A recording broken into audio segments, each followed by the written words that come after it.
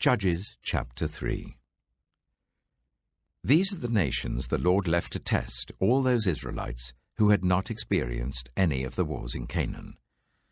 He did this only to teach warfare to the descendants of the Israelites who had not had previous battle experience. The 5 rulers of the Philistines, all the Canaanites, the Sidonians, and the Hivites living in the Lebanon mountains from Mount Baal Hermon to Lebo Hamath. They were left to test the Israelites, to see whether they would obey the Lord's commands which he had given their ancestors through Moses. The Israelites lived among the Canaanites, Hittites, Amorites, Perizzites, Hivites, and Jebusites. They took their daughters in marriage and gave their own daughters to their sons, and served their gods. The Israelites did evil in the eyes of the Lord. They forgot the Lord their God, and served the Baals and the Asherahs. The anger of the Lord burned against Israel, so that he sold them into the hands of Cushan-Rishathaim, king of Aram-Naharaim, to whom the Israelites were subject for 8 years. But when they cried out to the Lord, he raised up for them a deliverer, Othniel, son of Kenaz, Caleb's younger brother, who saved them. The Spirit of the Lord came on him, so that he became Israel's judge and went to war. The Lord gave Cushan-Rishathaim, king of Aram, into the hands of Othniel, who overpowered him.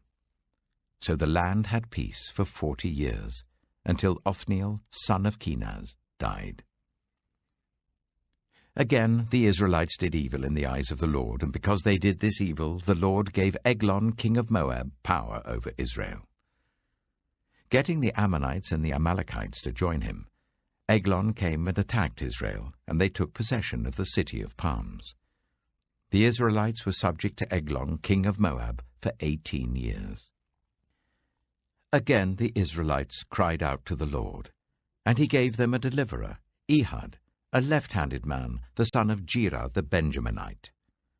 The Israelites sent him with tribute to Eglon, king of Moab. Now Ehud had made a double-edged sword about a cubit long, which he strapped to his right thigh under his clothing. He presented the tribute to Eglon, king of Moab, who was a very fat man. After Ehud had presented the tribute, he sent on their way those who had carried it. But on reaching the stone images near Gilgal, he himself went back to Eglon and said, "Your Majesty, I have a secret message for you." The king said to his attendants, "Leave us," and they all left. Ehud then approached him while he was sitting alone in the upper room of his palace and said, "I have a message from God for you." As the king rose from his seat, Ehud reached with his left hand, drew the sword from his right thigh, and plunged it into the king's belly. Even the handle sank in after the blade, and his bowels discharged. Ehud did not pull the sword out, and the fat closed in over it. Then Ehud went out to the porch. He shut the doors of the upper room behind him and locked them. After he had gone, the servants came and found the doors of the upper room locked. They said, "He must be relieving himself in the inner room of the palace." They waited to the point of embarrassment, but when he did not open the doors of the room, they took a key and unlocked them. There they saw their lord fallen to the floor, dead.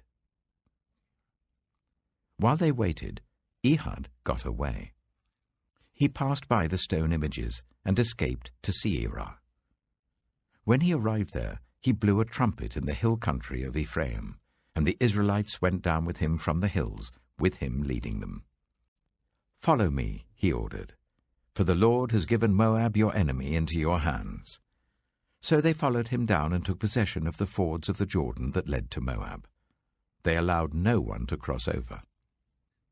At that time, they struck down about 10,000 Moabites, all vigorous and strong. Not one escaped. That day, Moab was made subject to Israel, and the land had peace for 80 years. After Ehud came Shamgar, son of Anath, who struck down 600 Philistines with an ox goad. he too saved Israel.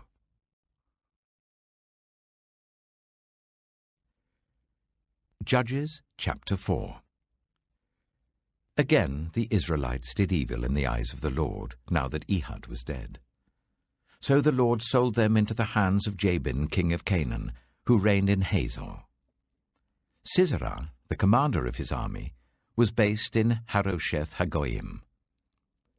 Because he had 900 chariots fitted with iron and had cruelly oppressed the Israelites for 20 years, they cried to the Lord for help. Now Deborah, a prophet, the wife of Lapidoth, was leading Israel at that time. She held court under the palm of Deborah, between Ramah and Bethel, in the hill country of Ephraim, and the Israelites went up to her to have their disputes decided. She sent for Barak, son of Abinoam, from Kedesh in Naphtali, and said to him, "The Lord, the God of Israel, commands you, Go, take with you 10,000 men of Naphtali and Zebulun, and lead them to Mount Tabor. I will lead Sisera, the commander of Jabin's army, with his chariots and his troops, to the river Kishon, and give him into your hands." Barak said to her, "If you go with me, I will go. But if you don't go with me, I won't go." "Certainly I will go with you," said Deborah.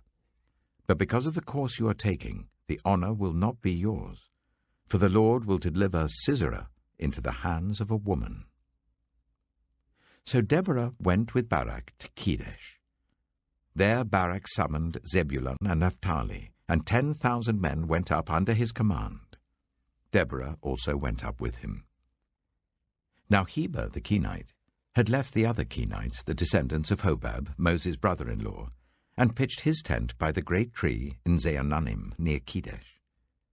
When they told Sisera that Barak, son of Abinoam, had gone up to Mount Tabor, Sisera summoned from Harosheth Hagoyim to the river Kishon all his men and his 900 chariots fitted with iron. Then Deborah said to Barak, "Go, this is the day the Lord has given Sisera into your hands. Has not the Lord gone ahead of you?" So Barak went down Mount Tabor with 10,000 men following him. At Barak's advance, the Lord routed Sisera and all his chariots and army by the sword, and Sisera got down from his chariot and fled on foot. Barak pursued the chariots and army as far as Harosheth Hagoyim, and all Sisera's troops fell by the sword. Not a man was left. Sisera, meanwhile, fled on foot to the tent of Jael, the wife of Heber the Kenite, because there was an alliance between Jabin, king of Hazor, and the family of Heber the Kenite. Jael went out to meet Sisera and said to him, "Come, my lord, come right in, don't be afraid." So he entered her tent, and she covered him with a blanket. "I'm thirsty," he said. "Please give me some water." She opened a skin of milk, gave him a drink, and covered him up. "Stand in the doorway of the tent," he told her. "If someone comes and asks you, 'Is anyone in there?' say no." But Jael, Heber's wife, picked up a tent peg and a hammer, and went quietly to him while he lay fast asleep, exhausted. She drove the peg through his temple into the ground, and he died. Just then, Barak came by in pursuit of Sisera, and Jael went out to meet him.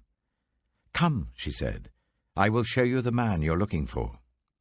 So he went in with her, and there lay Sisera with the tent peg through his temple, dead. On that day, God subdued Jabin, king of Canaan, before the Israelites. And the hand of the Israelites pressed harder and harder against Jabin, king of Canaan, until they destroyed him.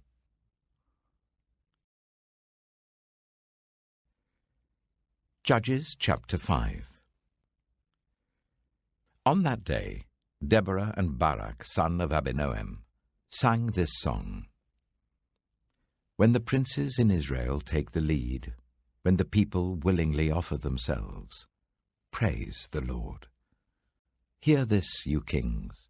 Listen, you rulers. I, even I, will sing to the Lord. I will praise the Lord, the God of Israel, in song. When you, Lord, went out from Seir, when you marched from the land of Edom, the earth shook, the heavens poured, the clouds poured down water. The mountains quaked before the Lord, the one of Sinai, before the Lord, the God of Israel. In the days of Shamgar, son of Anath, in the days of Jael, the highways were abandoned. Travelers took to winding paths. Villagers in Israel would not fight. They held back until I, Deborah, arose, until I arose, a mother in Israel. God chose new leaders when war came to the city gates, but not a shield or spear was seen among 40,000 in Israel. My heart is with Israel's princes, with the willing volunteers among the people. Praise the Lord.